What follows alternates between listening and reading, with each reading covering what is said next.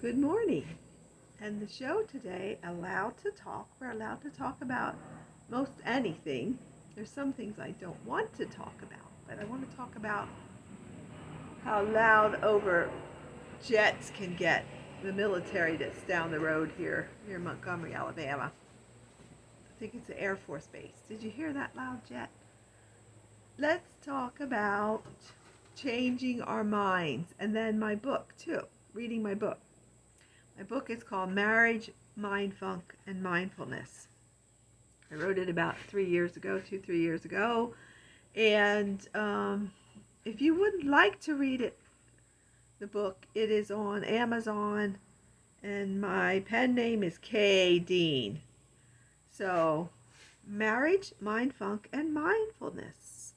Subtitle, Infidelity and Addictions by Kay Dean. It's on Amazon. I think it's like, I don't know. It's under $10, I know that. I changed my mind. I'm not going to read each chapter. I'm just going to talk about the chapters and make a 15-minute video today about my book. And if you're interested, it is on Amazon.com. Marriage, Mindfunk, and Mindfulness. If you see me looking down, it is a bright sunny day, but I have to see my laptop. Right here's my laptop. I have to read the book that's my manuscript. Just the introduction first. This book contains 17 short stories about infidelity and addictions, all told in my unique way. So I do make stuff up about the dates they go on and stuff like that. You will read about some of the things that were done that made my life this way, and gives answers as to why I was so afraid of infidelity in my marriage and how I was abused by a very cruel in-law. I write books to explain, not to defame or shame. The names have been changed to protect the innocent, that's me. The neglected, that's me. The abused, the traumatized, and the scapegoated. And there's lots of people who have those titles in their families. And there might be favorites, and then the ones that are the clowns, and the ones that are the, scapegoats, black sheep, whatever, that take the brunt of the things that were done in the family that the parents or the other siblings, the family of origin, don't want to deal with. Now, my first chapter is about Kara. Now, Kara was my aunt. The name was changed, who married my Uncle Lamar. She's passed away, and so is he. But she was already pregnant, because she had something to do with another guy before they met and dated. Got to know each other. Then he married her, and the daughter that was named Patsy became my sister's best friend for a while. I guess they were together a lot, and I write about that I was told I couldn't go because I wet the bed, so I couldn't stay overnight. I might have went there a couple times, but I really didn't stay overnight ever. So that was Kara, my aunt, who married my Uncle Lamar, Lamar, when she was already pregnant from someone else. The truth is the truth.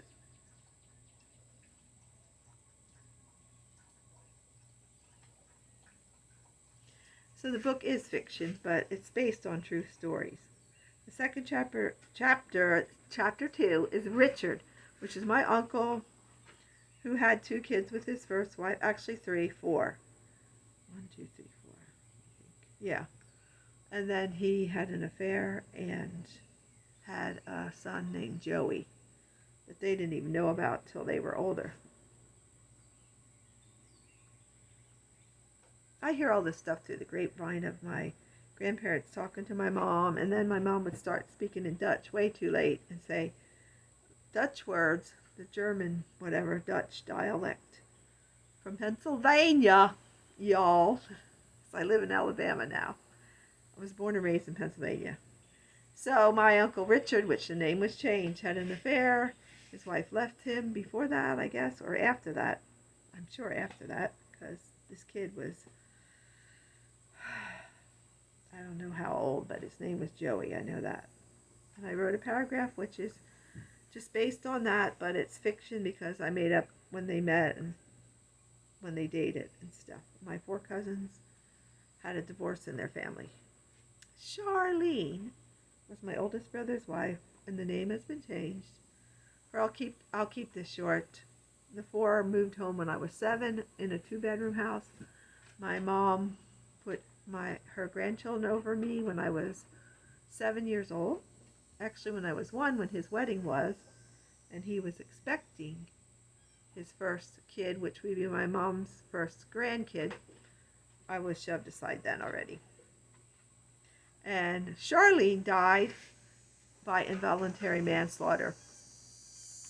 She was at a dam, Strax Dam or Stavers Dam, I don't know which one.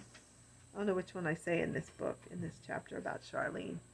But she was held down while giving oral sex, and she died, and the man that did that got involuntary manslaughter, which is going back over 30 years ago. And I had to deal with that as a young 12-year-old child, and I was blasphemed or whatever, told I'm a terrible person. Whatever, I didn't mean blasphemed. Oh, gosh. We can all change our minds, like I was talking about. Some people that were Democrats become Republicans. I'll just let it there. And we're allowed to change our minds. I don't want to read the whole book. So, then Kat, after Charlene, who died when I was like 12, 13, I guess. In that age category. I don't have it all perfect. I talk about Kat, my one brother that was in the military, his wife who cheated on him all the time, meeting different men. I say whore, W-H-O-R-E, because they were infidelity and fornication or whatever, adultery. That's a whore. That's what they were. And they don't realize when they please themselves with whatever they think they have to do to get self-esteem. Some of us are food addicts. They were sex addicts. Nymphomaniacs is what they called it back then. How many lives they were affecting. But I'm not supposed to realize this or know the truth of it.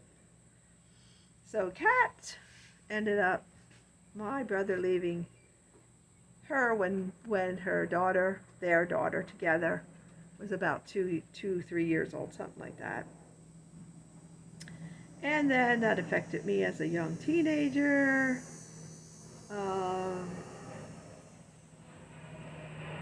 And that's why I have some mental health issues to this day. I am a lot better. I'm healing. And then Dwayne, my brother-in-law Wayne, who thought Charlene's last kid was his.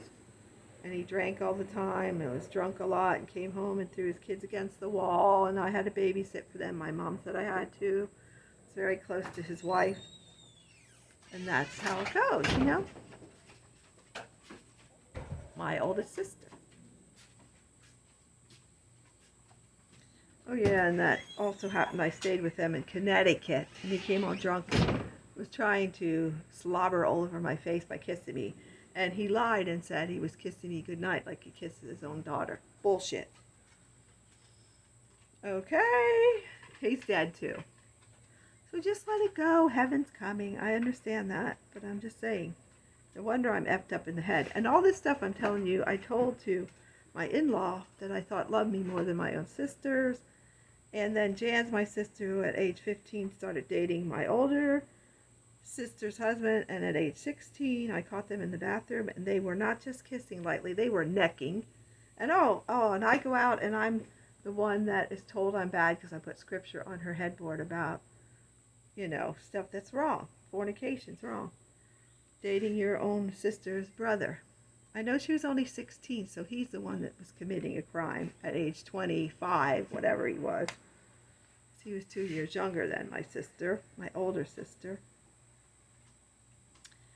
So that was I'm not saying the chapters, did I? Cassandra is my one sister who had to deal with that. Her husband dating her younger sister, and they just coddled the younger sister. And I was told I'm a terrible person for leaving scripture on her bed, and I shall never do that again. I was left standing in the backyard after I told the older sister, Cassandra, about Jan, my sister that was with her husband, who I'll call Lyle, chapter 7, who was committing a crime by dating a 16-year-old, buying her things, vehicles, fixing them up, getting them painted, purple, whatever. Chapter 8, Mona, my husband's only sister, who was a princess, and how she never married but has a kid, and they disowned her for a while, and she got my husband a present for Christmas because he had um, some maturity around the area of his breasts, and she got him a bra and thought that was hilarious. She's a very cool person too, Mona. And like I said, I changed names. And then Aubrey, my sister-in-law Charlene, who got murdered having oral sex, and the guy held her down and choked her to death, and he got involuntary manslaughter for that. And I'm like 12, 13, and all this is happening. Aubrey loved Ken. That was her sister, her younger sister, and they married. And the story about him getting her pregnant and lying that he didn't, and then having a son who I really was close to, and then she moved away, like an hour and a half drive away, and then I didn't get to see him anymore. And then Ken, I'm sorry, my brother, he's dead too, so he confessed and said it is his kid and married Aubrey. No, she was a loving person. And my other brother that was in the military, his second wife is a very loving person too. Praise the Lord for those people that keep you sane, that help you to, although they weren't perfect, not by any means, but. And then chapter 10 is about Cassandra. I was talking about that, with her dealing with her husband. Bullshit I had to deal with that. It's all my own fault though. I was just born crazy. Or too sensitive. Oh, you're just too sensitive. All that bullshit. And then let's go to the next chapter and talk about that. I'm having trouble finding it. This one was pretty long. Douglas, chapter 12. He was from the Pennsylvania Army National Guard. I met him, and I found out, even though I was throwing myself on him and thought that he was the one, he had a girlfriend that looked like, I said, she was like Dolly Parton as far as her shape. So I was a fool for throwing myself on him, on Douglas. Like I said, names are changed. And then there was also Adam, or did I say Abe in the book? I called him Abe, who was in the military, and I was called, for dating him because he was not my skin color, I was called an abomination by my dad when I came home after that date. And I went to the backyard and cried and cried and cried and cried. After that, I was an abomination for dating someone not the same color skin as me, and all other things that were bad with my family. And Penny, a girl that I met working in the mess hall at Lakehurst Naval Air Station, she had a little boy who she had to give up, went to this place where there was Catholic nuns, and they took her child from her, and because she was pregnant her senior year, something like that, of high school. What chapter am I at now? I just scroll down. Scroll back up. 15, Sergeant Haney. Okay, he was a guy who followed me, and we were playing pinochle at break time on the National Guard weekend, and he followed me and said he wanted to meet up with me. His wife was like 8 months pregnant. Long story short, he got killed in a car accident, and I told him, no way am I going anywhere with him. In chapter 16, Kaylee. Okay, I'll read this. Kaylee is my sister-in-law, who's a very cruel person. Her name has been changed to Kaylee. My name has been changed to Kay in this story. So let's read it. Kaylee, chapter 16. I met Kaylee right after a Halloween party that my husband's younger brother, Nate, attended. And Nate is a name that's changed. Nate got to know Kaylee at the party. It was an early November evening when Nate brought her to visit us at the trailer park where we lived. My husband and I were married almost 3 years at the time. Yeah, to make it short, she was like a sister to me, and so close we hung out. And when I said there's something going on, and the way she was acting around me, when I told her how jealous I am and believe infidelity happens, she acted like infidelity was happening. After I said her babysitter's husband had to make her quit, because if he's jealous, I understand, because I'm jealous. And then for 4 months, she was gaslighting me. And I believed that they were in love with each other, Kaylee and my husband. And she's just a very cool person, and it breaks my heart to think about it, that we were so close, and then, but it's all my fault, because I decided, even though we hung out after that, because I didn't know what the hell was wrong with me. Oh, I'm just crazy anyway. I was dying inside, I say here. Oh, anyway, let's get to, I was going to read the chapter, but I can't. I'm not going to. Then Kay, that's me. Hi, I'm Kay. I'm a food addict. I realized in 2016 that I'm addicted to food. Okay, that was where I turned for comfort to food. And I'm not going to read all this either. And it's my choice to change my mind. I don't want to read it. Like I said, it's on Amazon. Marriage, Mind, Funk, and Mindfulness, if you're interested. I'm not trying to sell books. Just if you're interested in reading. I'll just read closing. I was a target victim being hurt, shamed, and blamed, and I needed to recover and heal from all the abuse, neglect, and trauma. It started with forgiveness and will end with never trusting my sister-in-law or having the same relationship with her ever again. No contact. Some adults are just big kids still trying to get approval and validation. A lot of us were not nurtured properly when we were babies and very young children.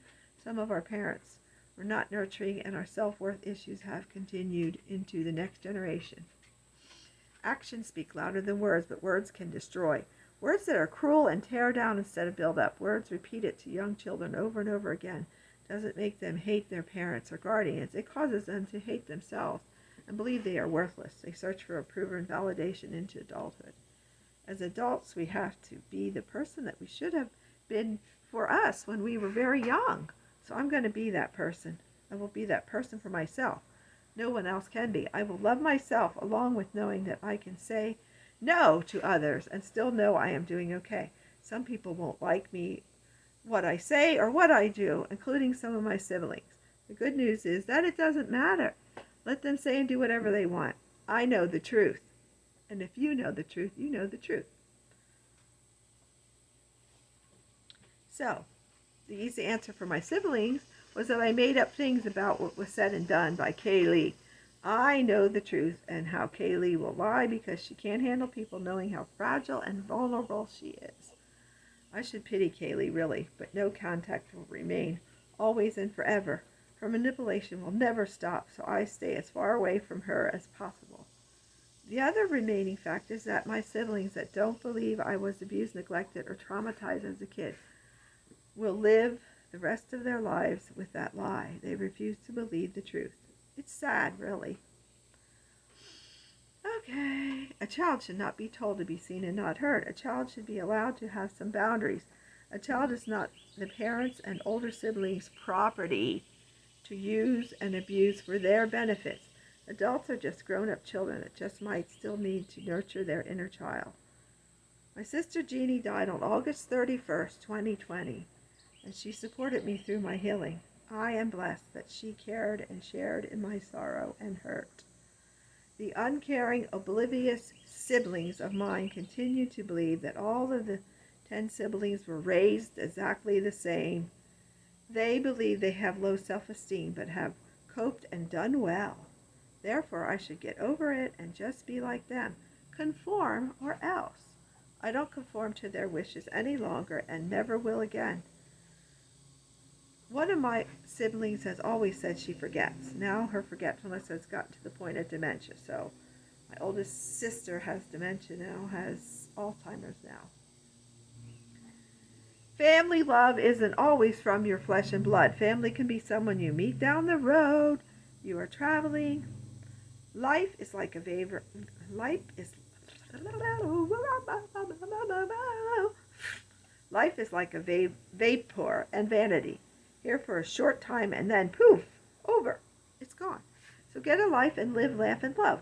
Make that dash between your birth and death more exhilarating. Just go for it. And the book is called Marriage, Mind, Funk, and Mindfulness. And I hope you're having a wonderful day, and that I can change my mind if I want to. We all can. We can all find out the truth and believe the truth.